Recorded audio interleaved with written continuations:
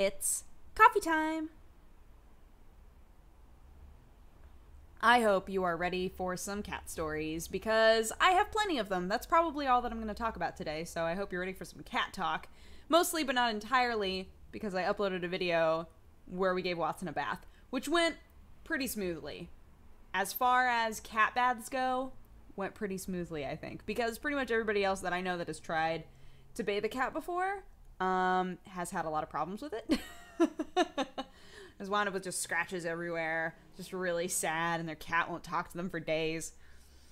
But no, Watson, like, after she was all dry, like, she basically licked herself until she was dry, and then she was snuggling up on us and everything.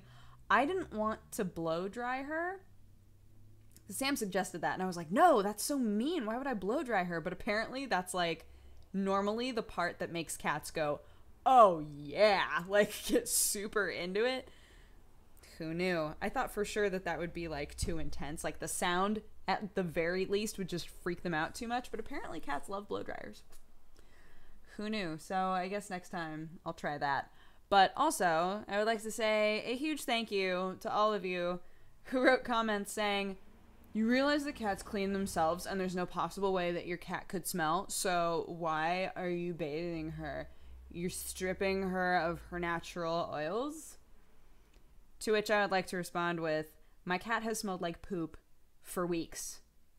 Straight up weeks of poop smell. It was bad. It was real bad. And I don't know if that means that she's just a bad cat, like she's just not good at cleaning herself. I don't know what it is. She licks herself all the time, just like Sherlock. But Sherlock smells fine. The only time that Sherlock has had a bath is when he got poop all over his paws. Won't even go into that. But Watson, I don't know what it is. Watson just, like, hangs out in the litter box for too long and just smells poopy. She just smells poopy a lot. So, eventually, I said, you know what? You seem to be totally cool with water. You sit in the sink all the time. You, hang out next to the running water. So, let's just try giving you a bath. And she was very, very good about it. So that was nice.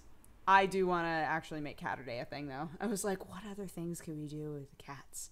Could take them for walks? Sam was like, calm down. But seriously, I think this could be a thing. Catter Days. I say that as though the term Catter Day hasn't been on the internet for years. I'm like, guys, I came up with this new thing. Catter Days. So silly. Oh, but my other cat story. So I did rookie mistake. Super rookie mistake. I left the last, like, little bit of my sandwich out because Sam and I both had sandwiches for lunch. So we're both working. We're both doing whatever. I'm eating my sandwich. And then I get up to take a phone call. So I'm taking the phone call in the bedroom. I come out of the bedroom and I hear Sam go, oh no. I was like, what? Turned out that Sherlock, my love, my sweet dear boy, Sherlock had very gingerly opened up the sandwich, just like open-faced, ate all of the meat, and then left. And just left everything else pristine. And I was like, well, at least he only ate the meat, so hopefully there won't be any problems. But, I mean, he's got a sensitive stomach, obviously. So I guess we'll see how that goes. Smash cut to me making news. I had just done the intro and then realized, oh my gosh, I forgot something. Went into the bedroom and stopped short because he had vomited all over my bed.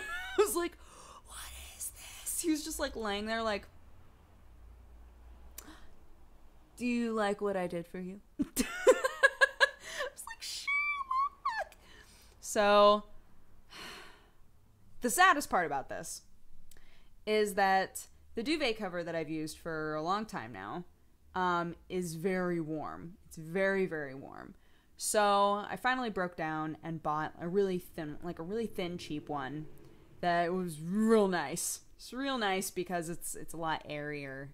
So when it gets really hot, I can just use that. So I had just put that duvet cover on there, man. I had just put it on there and I was like, it looks so pretty. So nice and thin. I had spent one night in that bed with that duvet cover. And then Sherlock. Sherlock just bleh, all over it. And I was like, okay. So I kicked the cats out. I stripped the bed. Put that in the... And of course, the comforter, or the duvet, also had like little stains because this duvet cover is so thin. So I was like, cool, so I gotta wash the comforter too. So threw both of those into the wash. And then I come out and I hear him making the like, I'm gonna throw up noise again. And I was like, where are you? He's in the bathroom. He vomits right onto my bath mat. And I was like, cool, good, thank you. So throw the bath mat into the wash, right? No, you get to stay. You get to stay while I'm telling this story because I'm talking about kitties and you're just so sweet and you smell good now. She's like, bye. And so then he leaves the bathroom. And then I have one of those like little foam mats right in front of where the sink is so that when I'm doing dishes, I'm not standing on just like the hard wood. It was a gift and one of the best gifts ever. But so he vomits on the bath mat. I'm like, okay, throw it away. Throw it in the wash. And then I come into the kitchen and he's vomited on my bath, like the mat in front of the sink. And I was like, Sherlock, are you okay? Like, first and foremost, are you okay? Because if you're fine, this is so inconvenient of you to just be vomiting. Never on the hardwood floor. Never where I can just clean it and walk away. No.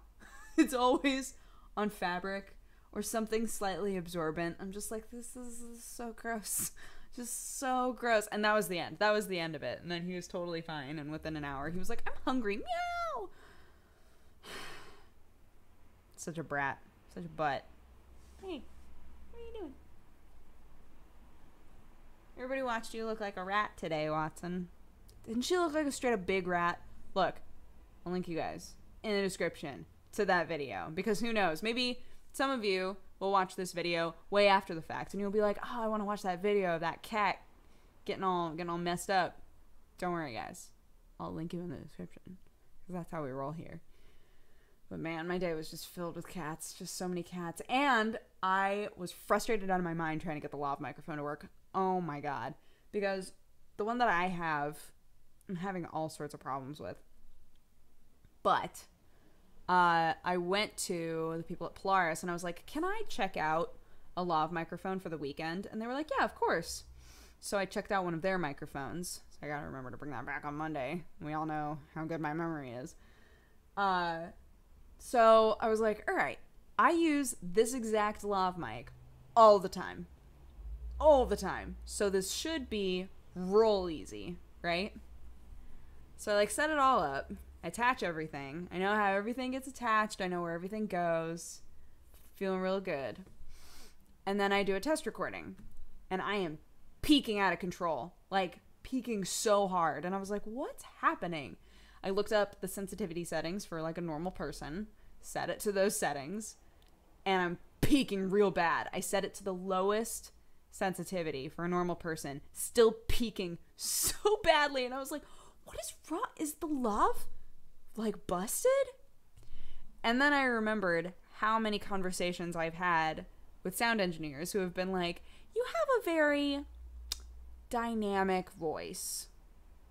And I was like, that's a very gentle way of saying that I am loud. I'm a loud person when I'm on a video. So I set the sensitivity real low. Like, technically, I guess it would, like, the number would look real high. Set it real high. And,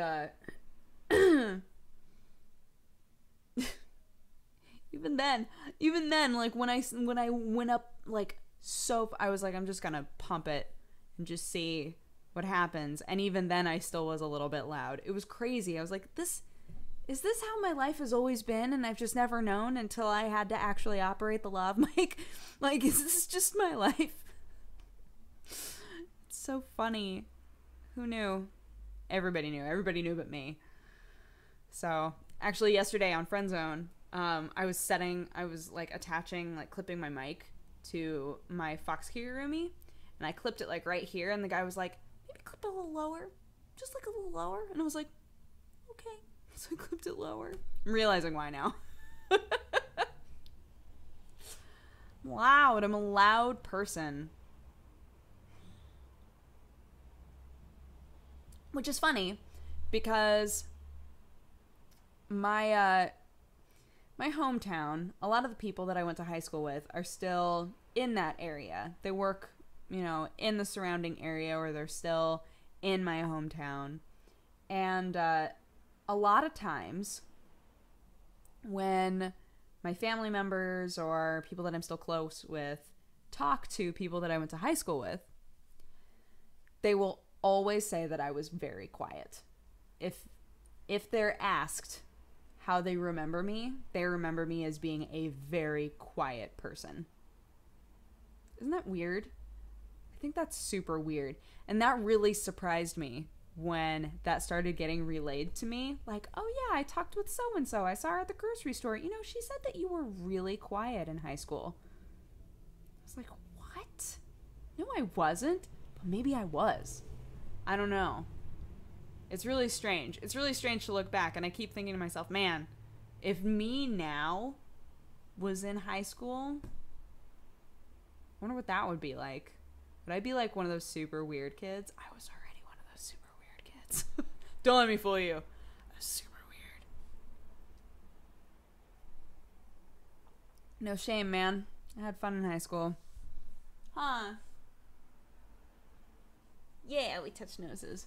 Precious. Okay, I'm gonna go to bed, but I hope you guys had an amazing day, amazing weekend so far, and I will talk to you again tomorrow. I think I'm gonna play Gamma World tomorrow. I'm so excited. I love Gamma World. I'm really jazzed about it. For those of you who saw the last time that I talked about Gamma World, I was a Nyan Cat person. I was a feline with electricity powers, I believe. And my outfit was a rainbow Pop-Tart. It was good. Anyway, okay. I'm gonna go. Bye-bye. You're all wonderful. Mwah!